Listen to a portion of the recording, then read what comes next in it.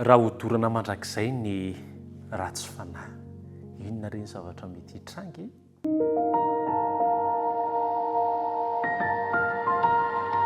Faly miarabanao nahatratra izao fotoana manaraka izao indray ahafahantsika mandalina sy mandinika ny ten'Andriamanitra momba an'ity lohahevitra hoe ny elo ity.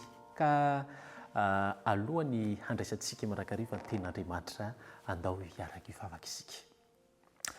Rehefa fitiavanao isaoranay lehibe ianao satria afaka hiaino teninao indray izahay ary handalina ny teninao indray izahay, mangataka ny fananao mba hitoetra ato anatiko sy ho ato anatinay tsiraray avy, ahafahanay mizara, ahafahanay mandray izany teninao izany. Ny fanirianay toko malalo mba ho fo afaka mandray izany aneny fonay tsiraray avy.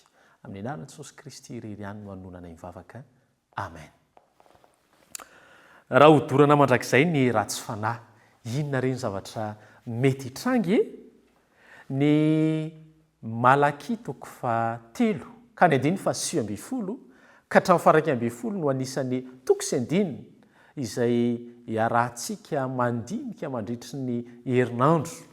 Ka ny 11:10 sy ny 12 ihany no andeha ho vakiana amintsika amin'ity androany ity. Izao no voalazan'ny tenin'Andriamanitra amin'ny anaran'i Jesosy.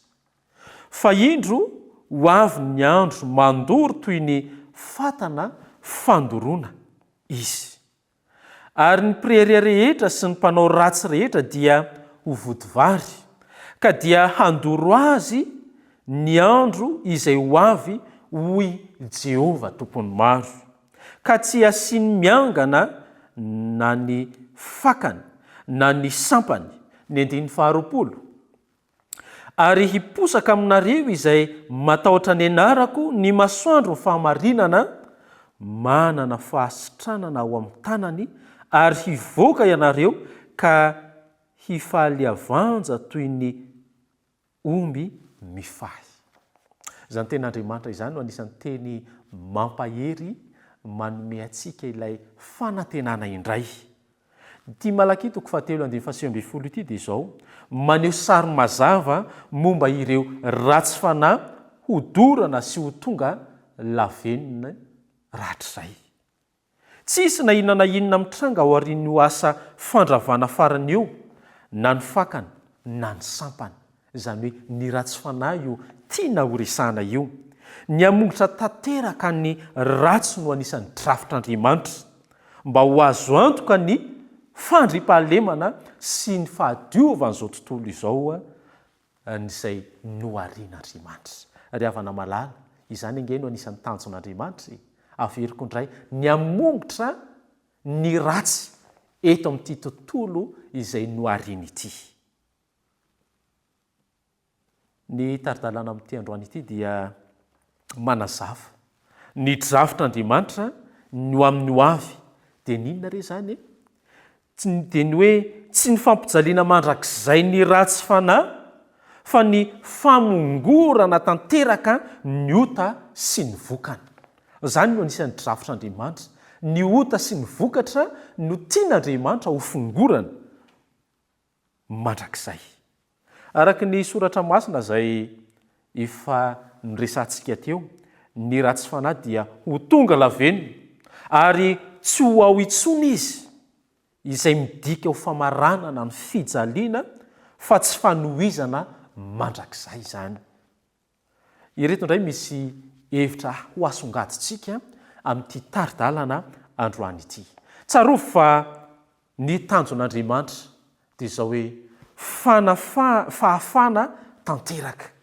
Andriamanitra dia hanao tontolo vaovao madio. Averiko indray, ny antony hamongoran'Andriamanitra ny ratsy satria hanao tontolo vaovao madio ho asoanao izy. Tsy hisy intsony na ny fakany na ny sampany ny faharatsiana. Eny, fa na Satana aza dia ho foana mandrakizay. Tsy hisy intsony izao fijaliana izay iainantsika izao. Tsy hisy intsony ny ota izay mangeja antsika isan'andro izao. Ny hevitra izay ho asongadintsika manaraka dia ity hoe tsarovy mandrakariva fa Andriamanitra dia fitiavana. Andriamanitra dia fitiavana. Ny fampijaliana tsy misy farany dia mifanohatra amin'ny toetran'Andriamanitra. Izay ny zavatra mila tsaroantsika mandrakariva. Averiko indray, ny fampijaliana tsy misy farany dia mifanohatra amin'ny toetran'Andriamanitra. Ny fahaverezana dia midika ho fahafatesana fa tsy fiainana ao anaty fijaliana. Ny Jaona 7:1 izay haintsika loatra izy io ny hoe fa toy izao no nitiavan'Andriamanitra izao tontolo izao, nomeny zanany lahatokana mba tsy ho very izay rehetra mino azy fa hanana ny fiainana mandrakizay. Ny tanjon'Andriamanitra amintsika dia ny ananako sy ny anananao hanananao ny izany hoe fiainana mandrakizay izany. Tsy tia nisy ho very na dia iray azy. Tsarovy fa safidy roa ihany no resahan'ny tenin'Andriamanitra amintsika. Ny Baiboly dia manolotra ny fiainana mandrakizay, izany hoe fanomezana ho an'izay rehetra mino an'Andriamanitra. Fa ny faringanana indray dia izao, fahataperana ny fisiany tapotra hatreo ny momba ny olona anankiray. Izany hoe tsy misy ny eo antenantenan'izay, tsy misy ny ao anelanelana, na tsika ho an'Andriamanitra dia azo an'ilay fiainana mandrakizay na itsika tsy azy fa ho amin'ilay fandringanana. Ny faniriana dia izao hoe hisafidy an'Andriamanitra tsika mba hahafahantsika mahazo ilay fiainana mandrakizay.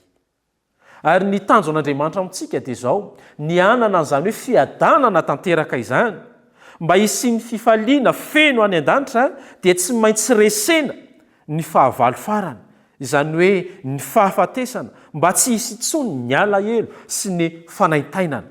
Izany no anisan'ny tian'Andriamanitra ho amintsika, fanirian'Andriamanitra ho amintsika. Tian'Andriamanitra tsy hiaina intsony, izany hoe alahelo fanaintainana izany tsika, ary izany no anisan'ny tanjony hamongorana ny ratsy fanahy, ary tiantsika ho any amin'ilay fiainana mandrakizay. Ny afatra ho antsika amin'ity androany ity dia izao hoe tsarovy mandrakariva fa tianao Andriamanitra. Tsy mampijaly masika izy, tsy mampijaly masika Andriamanitra, fa ray maniry ny amerina ny tontolo amin'ny fahadiovany izay tany am-piandohana, izay nahafinaritra, izay tsy hisy ny ota sy ny fijaliana intsony. Ny tompony hitahasitanao mba ho anisany ahazo ilay fiainana mandrakizay ania isasenao. Amen. Hivavaka isika. Rainay izay ny an-danitro, mankasitraka anao zahay satria nampafantatra anay ianao tamin'ity androany ity fa hikay ny famongorana ny ratsy dia fikarakaranao anay, fitiavanao anay mba hahafahanay miaina am-pahalalana, miaina am-piadanana ny amin'ilay ho avy mahafinaritra izay homanina ho anay. Tompony any masonao ampio izahay ny fanainao masina ninao angatanay manokana mba hahafahanay anisany hiaina hiaraka aminao raha ho tonga eny amin'ny rahany lanitra ianao. Ny fanirianay dia mba hiara-dalàna aminay hatrany any ianao, ary mba ho anisany ho ao amin'izany fiainana mandrakizay izany izahay. Amin'ny anaran'i Jesosy Kristy no hanonanay mivavaka, sotra tompo malalo. Amen.